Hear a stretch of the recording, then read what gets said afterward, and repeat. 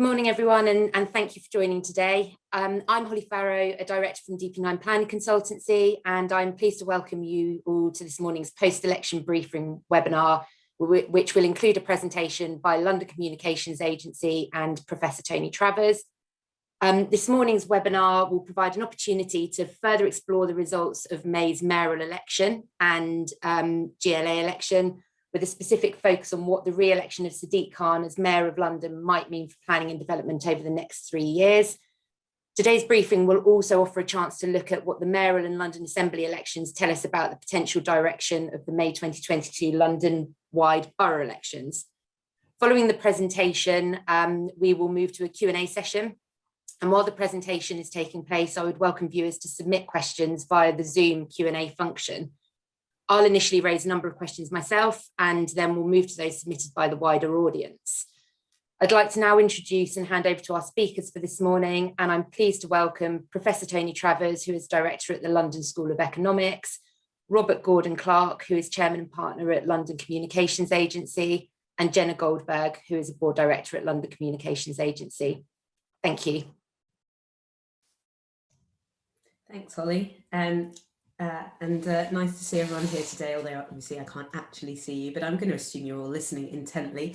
I'm going to share my screen and start the presentation.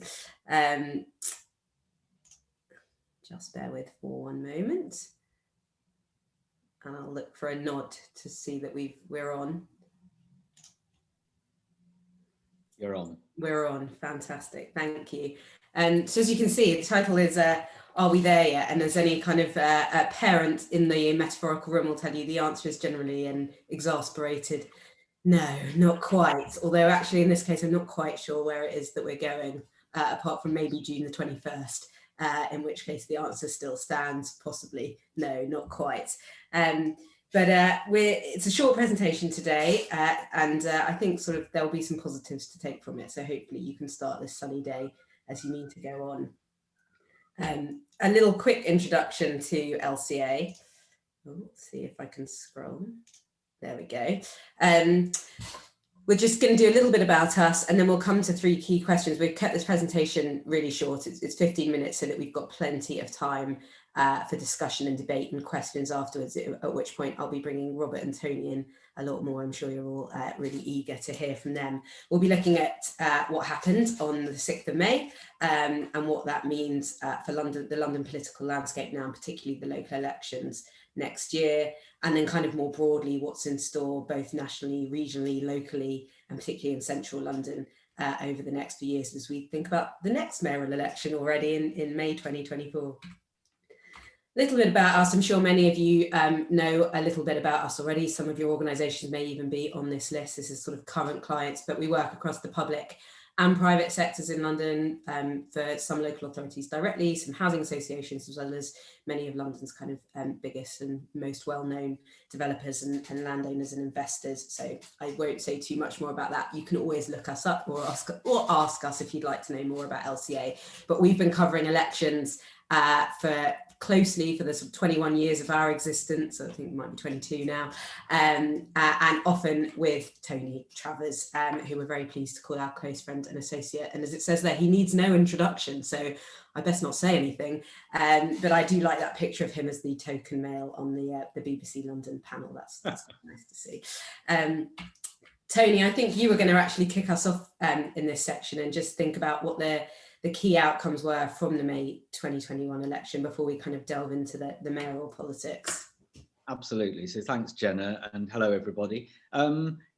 This is a complicated looking slide that isn't really. It's worth remembering that this year's local elections didn't only take place in London. In fact, there were local elections in many parts of England, as well as the subnational parliamentary elections in Scotland and Wales. It was and police and crime commission. It's a big year for elections, partly because last year's had been postponed. And what this chart does is just to show you the total number of councillors per party across the country, across Britain.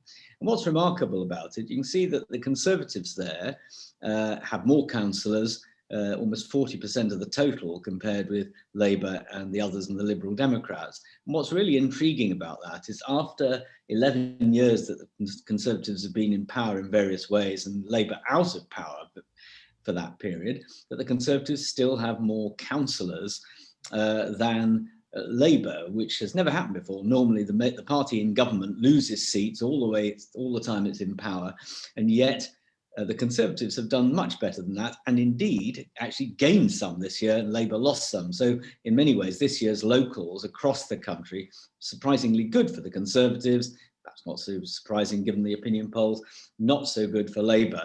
So Conservatives in a remarkable position of strength at this point in a parliament and having been in power for so long. It's just been brought to my attention that I'm showing the wrong version of PowerPoint, and I'm not sure how to fix that. We'll carry on until I can figure it out. It works, we can all see it, it's fine. Okay, thank you, Tony.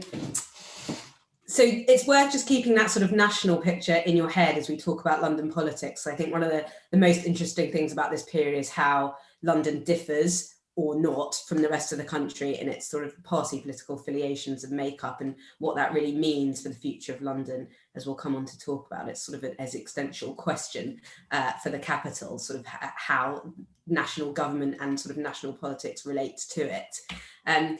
But just thinking about May 2021, these are the results of the mayoral election. Now seems like quite a distant memory, but it was only sort of 5 weeks ago. And as you can see, and as you all know, Sadiq Khan won quite convincingly, not as convincingly perhaps as some thought he would, not as convincingly as the polls necessarily suggested that he would. I think Sean Bailey will have been really quite pleased with the result. He, as you can see in that top left pie chart, he was polling at 35.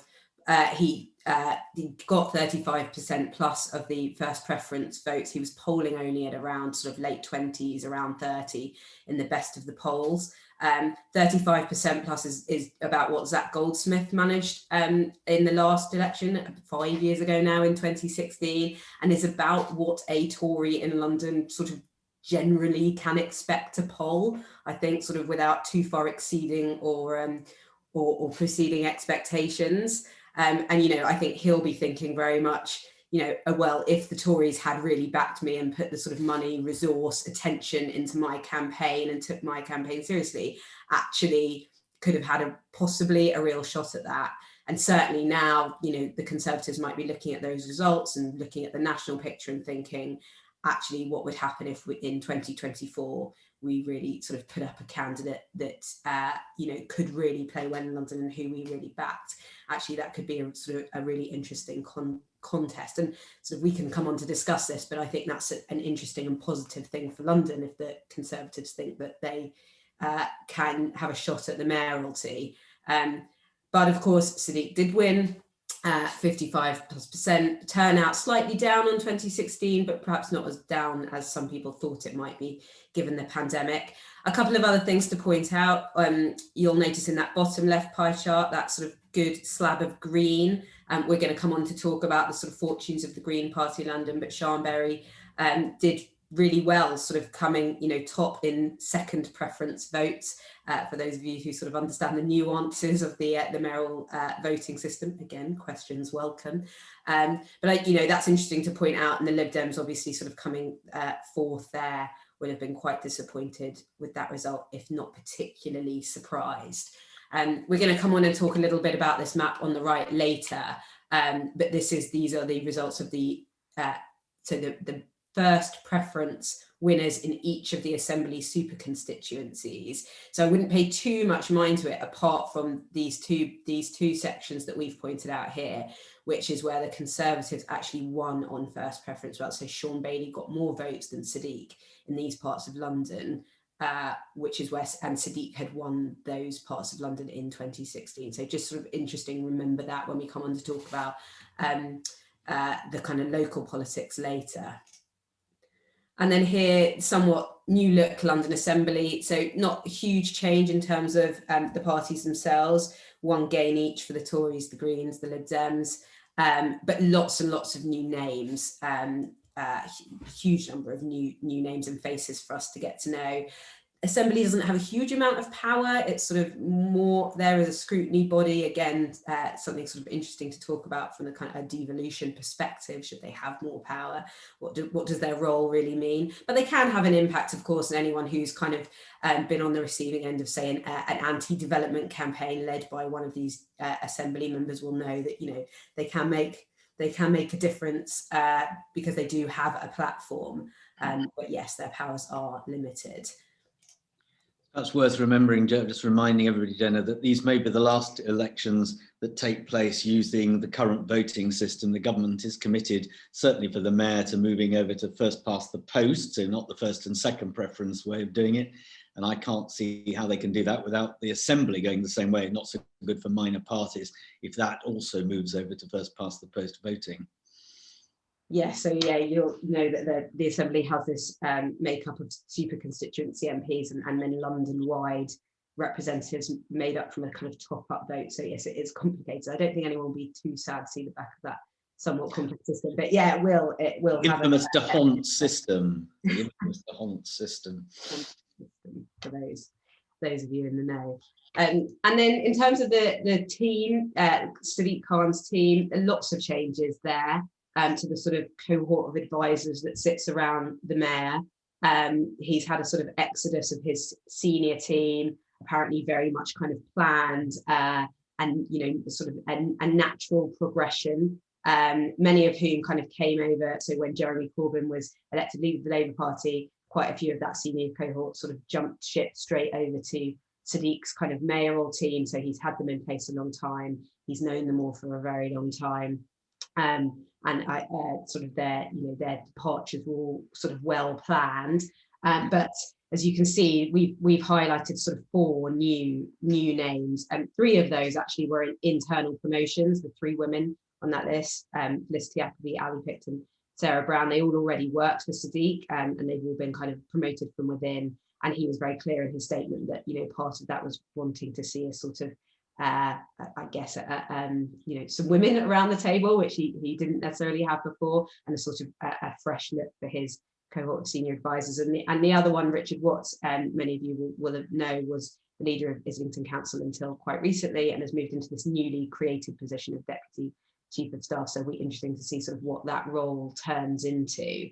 But that's quite a closed team. You know, that those are not political appointments. Those are the people who really kind of help Sadiq Khan on a day-to-day basis. And then in terms of political appointments, you know, for us in this room, so Jules Pipe, Tom Copley as the deputy mayors for planning and housing respectively, both still in post.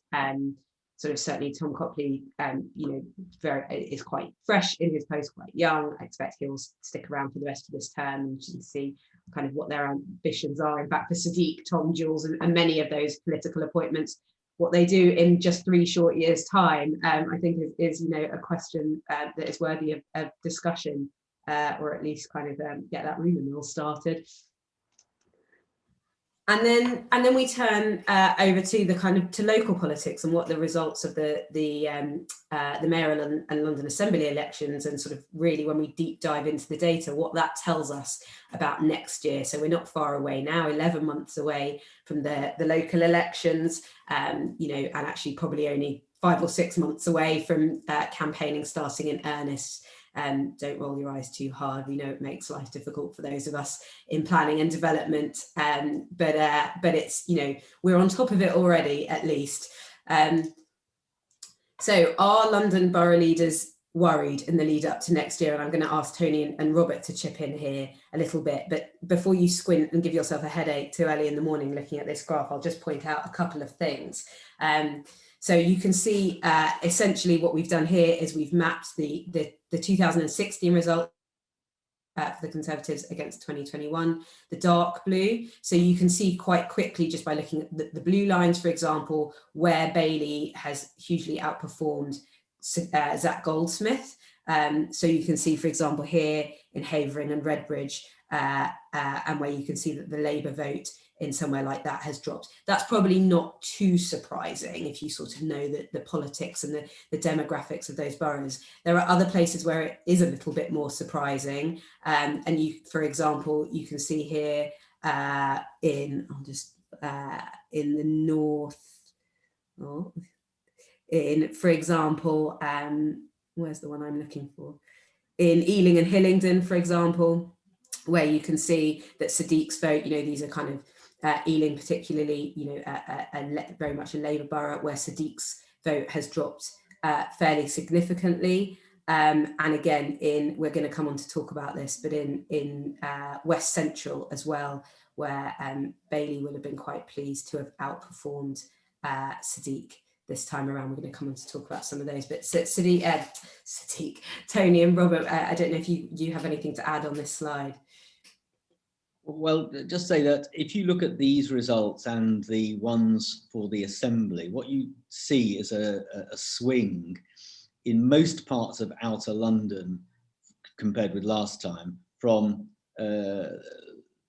Labour to the Conservatives. So except in West Central, and this is highly relevant to the borough elections next time, West Central, and actually intriguingly Southwest, as the excellent Lewis Baston pointed out, inside the Kingston Loop, for those of you who know that, big swing to Labour there as well. But I think the most intriguing impact of this year's mayoral and assembly voting is to imply just how marginal boroughs like Westminster and Wandsworth are going to be, even more than last time. And even last time the Conservatives won the popular vote in Wandsworth, they're not the council seats.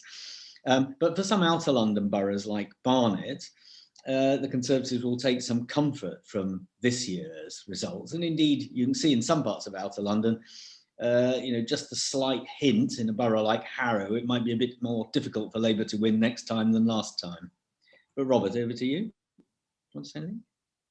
I was just nodding because I was really just agreeing with you. In fact, the next slide, Jen, if you want to just switch on to it. I mean, the next slide is possibly very easy to read because the scale of majorities in mainly Labour leading boroughs from the 2018 local elections is very graphically and simply demonstrated there. And I think all of us would agree that one-party states is not the most healthy way of running politics.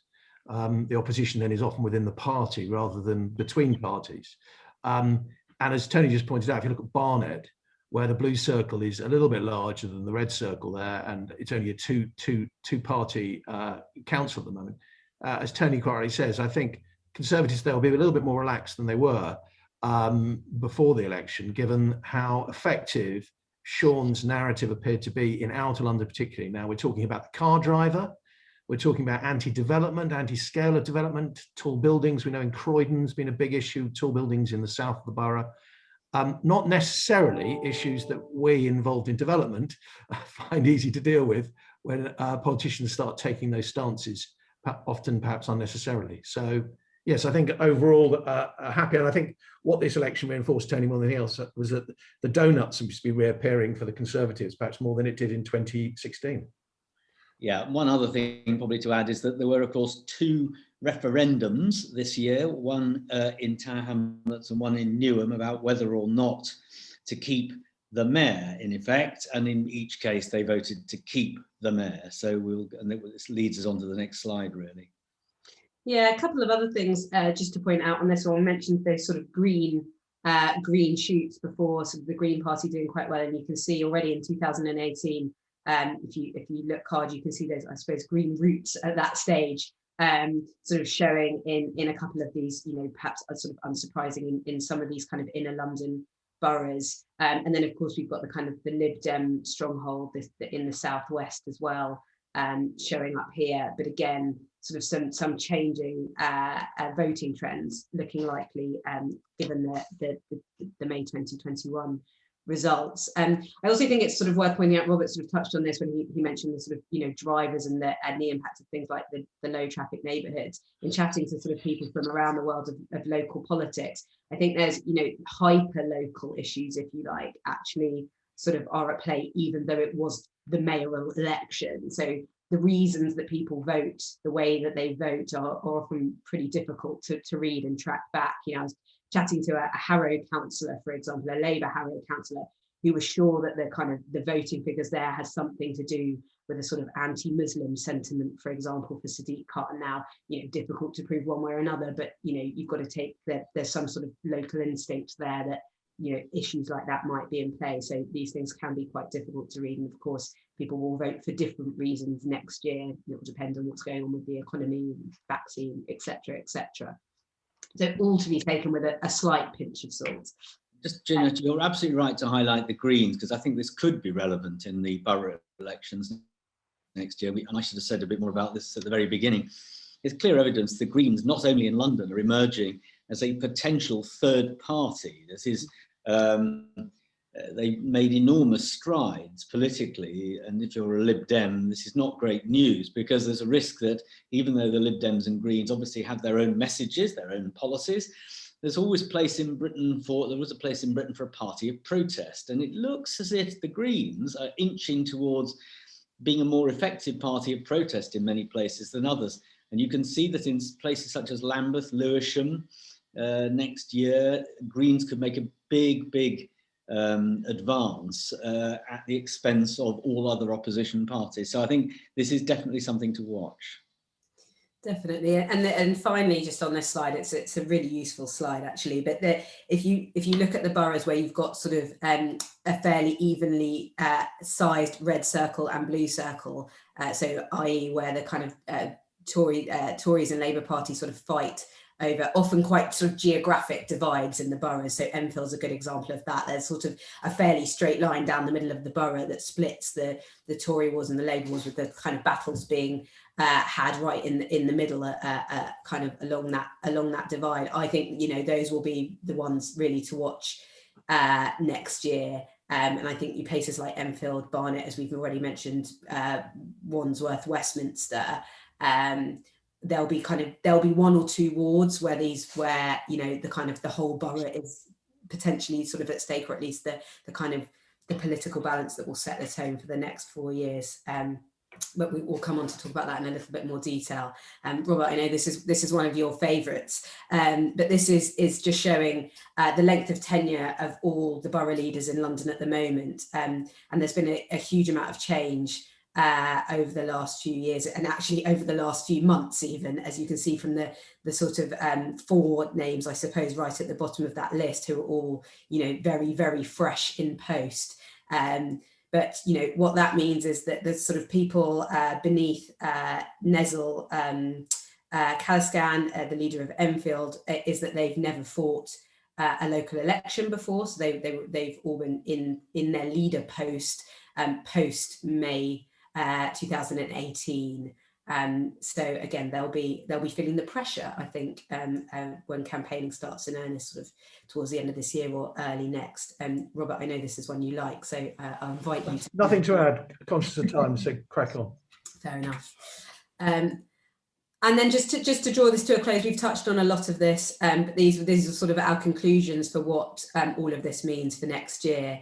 And I won't go through it because we have talked about it a lot. So I think that the only thing we haven't mentioned is this sort of chance of potential NOCs, so no overall controls, where, as I've mentioned, where we just, you know, there are no majorities and boroughs are really marginal, and we may see some independent groups or green votes, making it even harder to get a kind of political majority anywhere. So what's in store, even looking further ahead than May 24, or in fact, yeah, even further before that, on the 1st of July, Tony? Well, In fact, even before Batley and Spen, there's a by-election a bit closer to hand in Chesham and Amersham. That's coming up next week, I think. Next week. Next week. Tomorrow. So it'll be interesting to see if the Lib Dems make any progress there. But the point about this is just to reinforce the remarkable position that the Conservatives are in, and therefore by implication Labour are in. You know, we're almost in mid-term of this, can you believe it, this Parliament. It's more than 11 years since the coalition took office, Labour left office. And look at these polls showing, you know, big leads for the Conservatives. This is rather point I was making earlier, putting enormous pressure on Keir Starmer, and showing just how successful the Conservatives have been at reshaping themselves into a party of the sort of much more centrist on the economy, but with the sort of slightly more socially conservative message elsewhere. And it just tells us just how successful the Conservatives are being at the moment. Question for how long, but there they are, doing well. So Batley and Spen, if the Conservatives were to win that, and they could easily do so, I don't think myself that Keir Starmer's days are numbered, but it does make his job very difficult. So I do not think they're numbered, just for the avoidance of doubt. But he's under a lot of pressure. You've got to think he's got sort of 12 months at least. Labour finds it very hard to ditch leaders, whereas the Conservatives do so all the time, and that's why, in part, they win so many elections. But that's for another day. That's for another day. And just finally, just to kind of look ahead at the sort of political timeline and the policy timeline as well. I know many of you will be interested in this. I think there's a couple of sort of key things to point out here. I think in the discussion we're going to possibly talk about what Sadiq needs to do next, but clearly the future of TfL is high up, if not number one on his agenda. Obviously, he's just agreed another funding arrangement, but that expires again at the end of this year. There's elections in the City of London in March 2022, and then obviously the London Borough elections and local elections more widely in May of that year. And then we might get some time to actually achieve something. It might go quiet on the political front until the next mayoral election in May 24, and maybe a general election too on that same day. We'll see. Obviously, we have learnt that there's no guarantee to any peace and quiet. But if you were so minded, that would be your window to get anything done without political campaigning getting too much in your way. Obviously, news just out, I think, last night that we're expecting more on the planning reform bill and midnight tonight. So we can all feel excited about that. We'll have some reading to do tomorrow. That's sort of obviously key for many of us. Comprehensive spending review later this year, as well as all the other things in that sort of box to the left. But I suggest we'll leave some of that to the discussion if any of you have questions about that. And with that, I will wind up and stop sharing and hand back over to Holly. Thanks, Jenna. So we've got about 15 minutes now to just run through some questions. I'll raise a couple of questions, and we've had some from the audience. I suppose the starting question for me is around the proposed parliamentary boundary changes that have just been announced. And I know an audience member has also raised this as a query. Michael has, yeah, as I'd expect. So I know all but 2 of the 73 constituencies are facing changes under the proposals. While the changes are hot off the press, I was just wondering whether you'd be able to provide a high-level overview of some of the key changes and, I suppose, their potential ramifications. Yeah, well, first, sorry, go on, Tony. Oh, but you go for it. No, go for it. Well, at the moment, I think colleagues know that we have 73 MPs in Greater London at the moment. The vast majority are Labour. And in fact, the last couple of general elections, Tony and I have looked in detail at the scale of the majorities of those MPs are massive in some parts of London and have shifted hugely towards Labour. The proposals will increase the number of MPs by 2 in London. To 75, that's right, isn't it, Jenna? And I think that with the exception of a couple of seats, one in the north of the river, one south of the river, every single other constituency will change somewhat. 10 of them only minor, and then the rest quite significantly. So there's quite a lot of analysis to do, Holly, here. We know that Westminster, the cities of Westminster, is being split in 2, isn't it, Tony, in effect? Absolutely, yeah. Westminster's going towards Chelsea and the city's going towards Islington, which is quite an interesting nature of shift there in terms of that key seat. It'll be interesting to see where Nikki Aitken might end up in this, assuming these changes go through. And obviously they're all subject to consultation, but it's mainly reflecting, or partly reflecting, the fact that London's population has been going up historically, although, as Tony and I have noticed, it appears to have flattened now, maybe even dropped slightly in the last few months. But so the process is going forward. We'll be looking at it in a lot more detail, Holly. But Tony, do Do you want to add anything? Yeah, I mean, there's a sort of slightly ironic take in one of the papers yesterday about the not only London getting more seats, but the southeast and the east. So despite the levelling up agenda, there's a shift of MPs southwards in the country, just because of what Robert says about population. Just to add to what Robert says, I mean, there's just for central London, we're not going to do all 75 line by line, but one new constituency, which is a bit like the old Westminster constituency, but includes a chunk of Chelsea, East Chelsea, if we can call it that. Sounds a bit New York. So East Chelsea. So that would be one. And I'm assuming Nicky Aitken will get the opportunity to be the candidate there. Should be rock solid Conservative, I'd have thought. Then in the Holborn and St Pancras seat will become Kentish Town and Bloomsbury. So it loses Camden Town, gains a bit of Tufnell Park going north, but it's not unlike Holborn and St Pancras, looks safe for Labour. And then this fascinating one, Islington South and the City. Well, the City will have a view on that.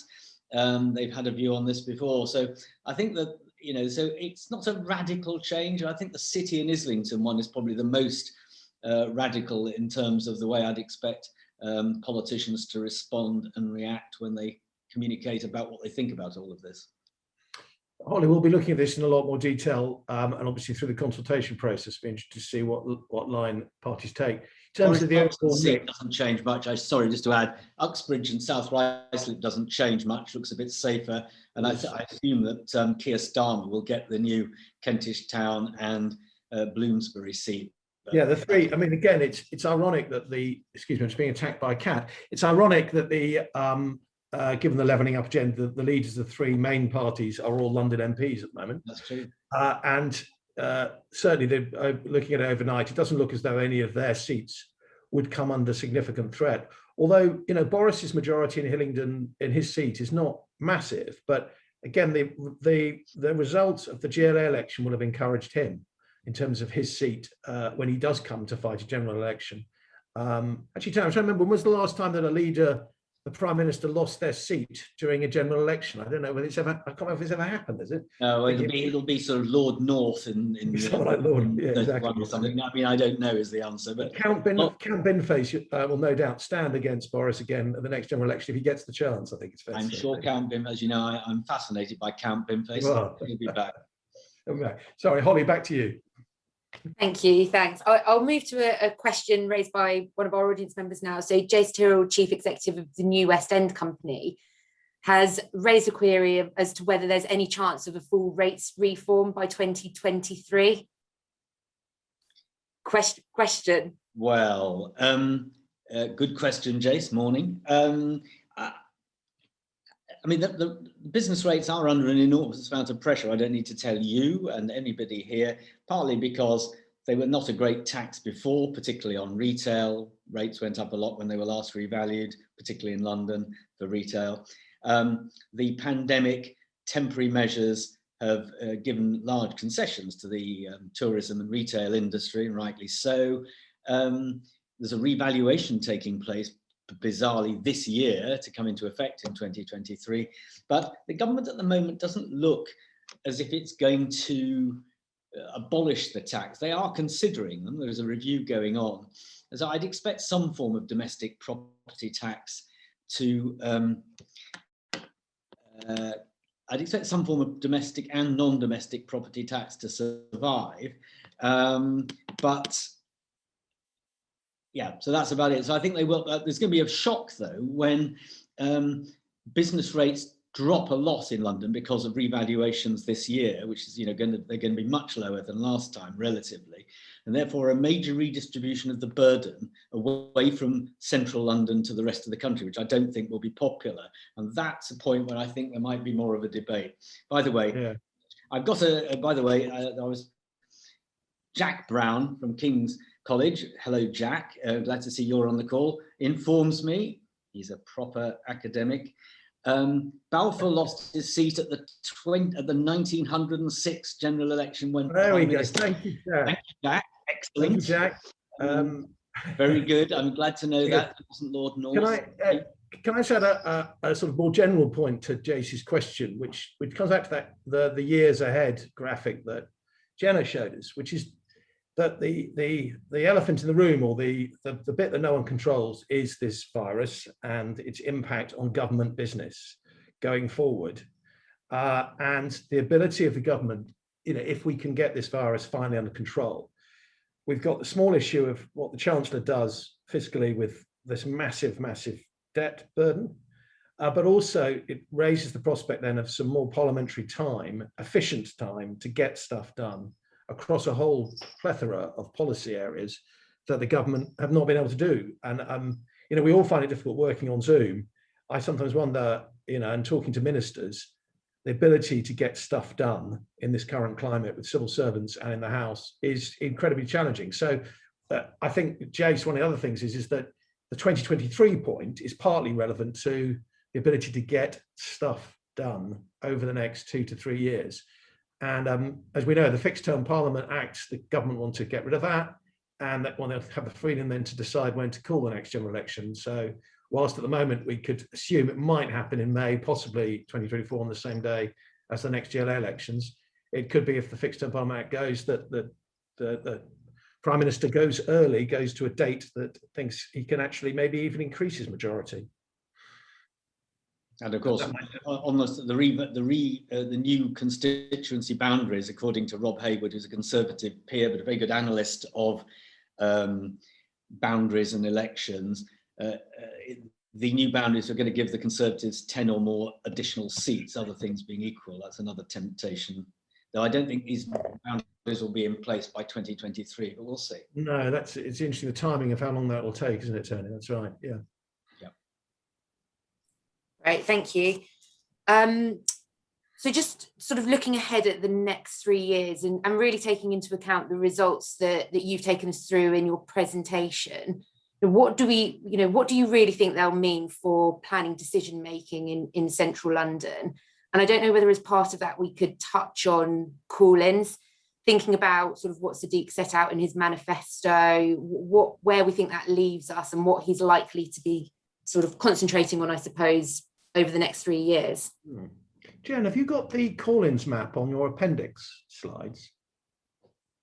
Would you be able to? I might do, yeah. Up on screen, if that's all right, Holly, because we've actually, for the benefit of colleagues on this call, we've actually done a map. And in fact, I've shared it with Jules and Jules Pipe, and his office has confirmed it's pretty accurate, which I was quite pleased about for our research team, Holly. And it has basically mapped on a London-wide map all the applications that Sadiq's office has taken over in the last, in effect, 5 years. Yeah. We got it there. Is it coming? Amongst yourselves for another minute or two while it's just well, what's interesting, it's two things. First off, it shows you how many there've been, and I think it's 20 plus, something like that.